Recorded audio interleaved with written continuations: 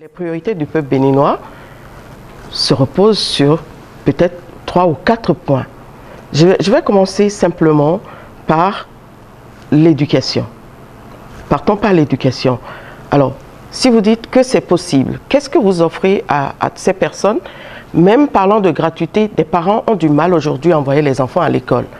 Quelle vision portez-vous pour cette éducation? D'abord, il faut féliciter le docteur Boniyahi et tous les précédents gouvernements qui ont fait déjà un grand travail au niveau de l'éducation.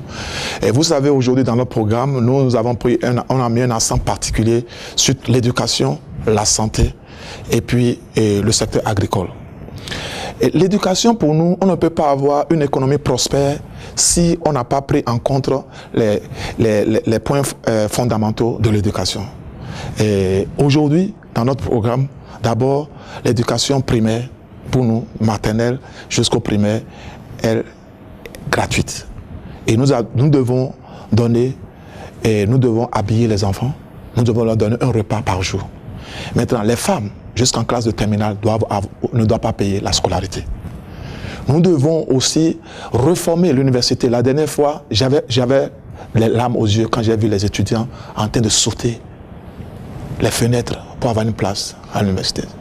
Ce n'est pas parce que le docteur Bonnet n'a pas voulu faire un travail. C'est parce que le cadre doit être reformé pour que ce type de problème ne se pose plus.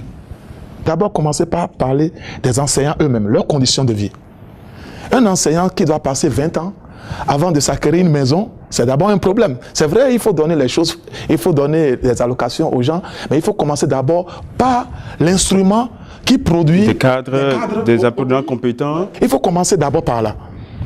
Il faut revoir ça. Nous avons pris des décisions pour nous, à notre niveau. Nous allons faire quelques réformes, nous allons discuter de ça, et qui vont nous permettre, après 12 mois, après des ateliers, nous allons reformer. On doit mettre un accent particulier d'abord au niveau de ces formateurs-là pour leur donner des conditions meilleures à partir de cela. Et maintenant, créer des universités partout dans nos provinces.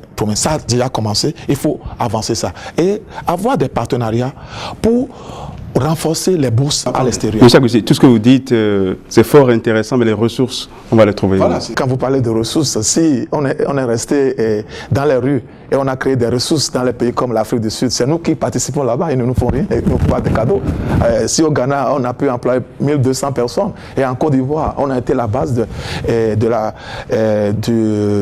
réhabilitation des télécoms en Côte d'Ivoire, c'est faisable.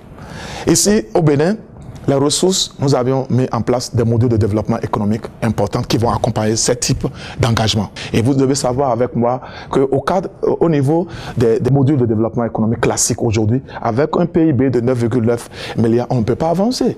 Il faut une réactualisation de notre PIB. Il faut revoir complètement le type classique de notre économie. C'est ça d'abord qui engendre l'ambition économique que nous avons pour notre pays. Quand on a fait l'étude avec notre équipe, on s'est rendu compte que le budget qui doit être mise en place au niveau de l'éducation, ça fait 11,7 fois ce qui est là aujourd'hui.